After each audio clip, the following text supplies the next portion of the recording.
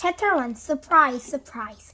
Good morning, class, said Mr. Benson. Good morning, Mr. B, said the class. Today is Monday, said Mr. B. I promised you a surprise. But first, I have an announcement.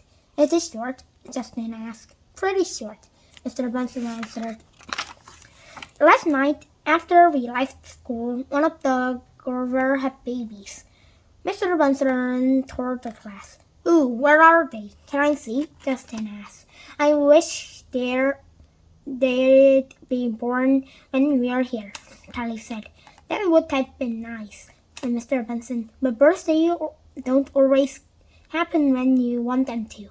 That's for sure, said Kelly. My cousin's birthday is on April Fool's Day. What do they look like? Asked Justin. Do they have hair? Asked Richard. How big are they? Asked Emily. Are they pink? Can the babies open their eyes? Can they stand? Do they come from eggs? Wait a minute, said Mr. Benson, laughing. One question at a time. Please, can we see the babies? Begged Justin. Of course, answered Mr. Benson. But here are the rules. Mr. Benson went to the blackboard. These rules are very important. If they aren't followed for at least a week, the mother gardener might become frightened and eat her babies. That's gross, said Matt. I think it's sad, said Sally. Mr. Benson wrote, no more than 2 people at the cage at one time. No talking or whispering near the cage. 3. Hands off all the gardeners for 7 days. Can Emily and I have the first look? Asked Jamie. That's not fair, said Justin. I asked first. Alphabetical order, said Mr. Benson. Adam and Emily are first. Adam and Emily went to the gardener cage. Mr. Benson kept on talking. We not only have 4 new gardeners today, we also have 6 other pets. Mr. Benson reached into a box on the table. He held a brown animal with a long tail. This is a kangaroo rat, he said. From another box he pulled a lizard. This is a tall koala, he said. When it's scared, it pops up with air. Mr. Benson showed everyone 2 strange creatures. He said there were desert iguanas. He explained that Dilophosaurus dorsalis is the scientific name for desert iguana. Matt tried saying it. Dilophosaurus dorsalis. Sounds like a dinosaur. Looks like one too, said Kelly. Are they related? That's a good research project for you, said Mr. B. Finally, Mr. Benson held up a brown pocket mouse. It was tiny, soft, and cute. Mr. Benson's class was lucky, very lucky. Their class was alive with animals. Can anyone guess what all the animals have in common? Asked Mr. Benson. No one guessed. They all live in the desert, said Mr. B. What are they doing here then? Justin asked. We are going to bear the desert, Mr. Benson said. Then we are going to put the animals in their new home. Isn't that too hard for us? Asked Adam. No, said Mr. B. It's not too hard. I will help you. I brought soil, sand, and plants. Is that all we need? Asked Matt. That's all, answered Mr. Benson. When do we start? Asked Sally. Right now, said Mr. B. Chapter 2, Building the Desert. Mr. Benson brought out a special box. It was big and deep. 3 of the sides were made of cardboard, but the front side was clear plastic. He put the box on a big table by the window. Mr. B called one group at a time to help him build the desert. Jennifer and Kelly were first. They started with the dirt. It was clean and dry. They dumped it into the box, 1 pail at a time. It was hard work, but it was fun. How much do we need? Asked Kelly. A lot, Mr. B answered. At least a foot. Otherwise, the kangaroo rat won't burrow. What's burrow? Asked Jennifer. Burrow means here Here, dig a hole and hide in it, said Kelly. Don't act so smart, said Jennifer. You don't know everything. Richard met and Emily at the sand. He poured it over the dirt. Add a little more here, Richard yelled. Now put some here, Matt shouted. I need some more at this end, said Emily. Pretty soon all of them were fighting over who would pour where. Enough, said Mr. Benson. Enough pouring. Now start mixing the dirt and sand together. All of them liked the feel of the soil between their fingers. Do we have a foot of soil yet? Richard asked. Let's measure, said Matt. He got a ruler. He measured 8 inches. Not quite a foot, but almost. How much more soil do you need? Do you have to add? Mr. Benson asked. Matt was quick with the answers. 4 inches. That's a lot, said Emily. No, it's not, said Richard. This is fun. We are ready for the plants now, said Mr. Benson. He gave Adam and Jamie work gloves. Planting cactus isn't easy, he said. They're tricky. I don't want anyone getting stuck. Once I got a thorn stuck in my toe, said Jamie. It hurts. Watch me plant this one, said Mr. Benson. And you can do the rest carefully. Adam and Jamie each plant 6 cacti. They made a dozen altogether. Mr. Benson planted 13 plants. That's called Baker's dozen, said Mr. Benson. Sarah, Sally, and Justin had been waiting a long time for their turn. I didn't mind waiting, said Sarah, because we had the best job. We get to put the animals in the desert. Mr. Benson showed everyone how to hold an animal. He approached the kangaroo right slowly in the front, so it can see his hand. Just get the animals used to your hand, he told the class. Then he picked up the kangaroo rat and held it against his body. Its feet was resting on his arm. It felt safe. Try not to squeeze it too hard, said Mr. B. Even if it tries to get away, squeezing can make an animal afraid. Then it might bite or run away. What if it's Rigorosaurus? Sarah asked. Put it in your hand firmly on its back, said Mr. B. Firm, touching, harms an animal. When Mr. B was sure everyone understood the difference between holding and squeezing, he put the kangaroo rat back into the box. Then he called Sarah, Justin, and Sally. Sarah picked the Tukwala from its box. She put it on her arm just like Mr. B had shown them. And do you know what? The Tukwala wasn't scared. It didn't puff itself up with air. Justin opened the box. The first iguana was easy to catch. It's skinny as cord, said Justin, and scary. He carefully put it in the desert. The second iguana scooted around the box. Justin couldn't catch it. It's a crazy iguana, he yelled. I'm scared to grab it. Do you want help? Sarah asked. Yup, answered Justin.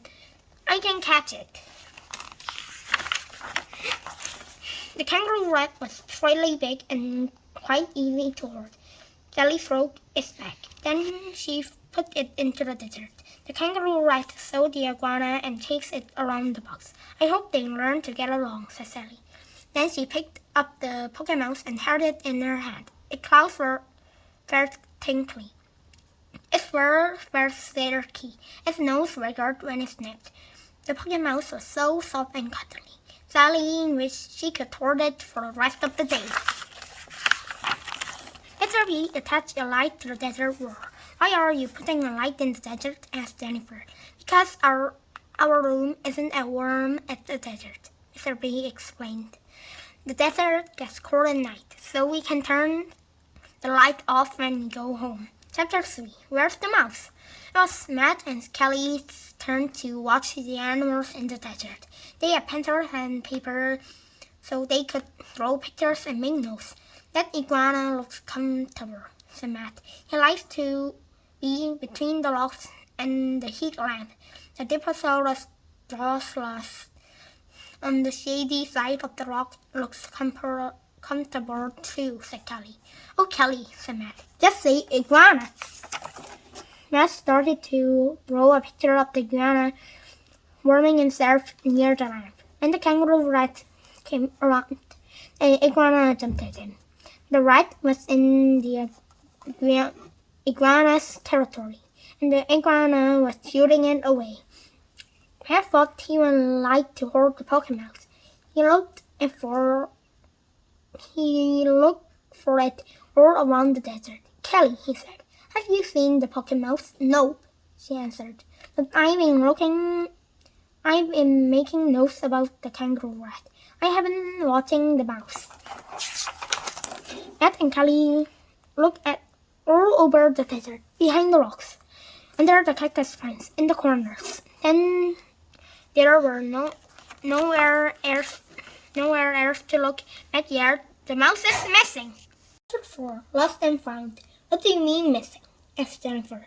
It can't be missing. But it is, Matt insisted. You must not be looking in the right place, said Jennifer.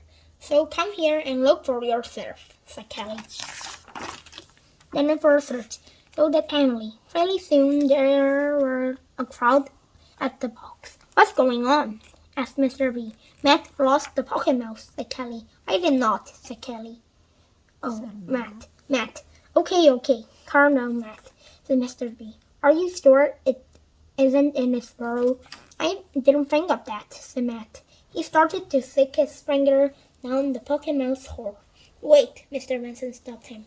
The mouse might bite you. Then how will I find him? Matt asked. You'll have to think of another way, said Mr. Benson. Kelly had an idea. We could stick a piece of string down his horn and see if he comes up. That might work, said Mr. Benson. Matt and Kelly found a long piece of string. They carefully put it down the mouse hole. This is like going fishing, said Kelly. I never fished for a mouse before, said Matt. The string went down, but the Pokémouse did not come up. Maybe the mouse escaped, said Adam. Maybe it is hiding under one of the tables, or maybe it's under a bookcase, said Jamie. I hope it doesn't go outside, said Richard. It might freeze to death. I'm sure it hasn't gone that far, said Mr. B. Let's keep looking. Everyone in the class searched for the room. Everyone but Sally. She stood in the corner and just watched. Suddenly, a fight broke out by the window. Justin was pushing Matt. You took him, Justin yelled. I did not, Matt yelled back. The mouse was there when it was our turn to watch the animals, Justin shouted. That's enough, Justin, said Mr. Benson. I'm sure no one took the mouse. Everyone knows the animals are for selling. Sally felt bad. She didn't want Matt to get in trouble. She wanted to talk to Mr. B privately. What is it, Sally? Asked Mr. B. I know where the mouse is, Sally whispered, and I'm sorry, really sorry. Why are you sorry, Sally? Mr. B asked. I took the mouse, she told him. I put it in my backpack. Why did you do that? And Mr. B was so soft and cuddly, said Sally. I never had a pet of my own. She cried so hard. Mr. Benson gave her 2 tissues for her nose. I'm glad you told me, he said.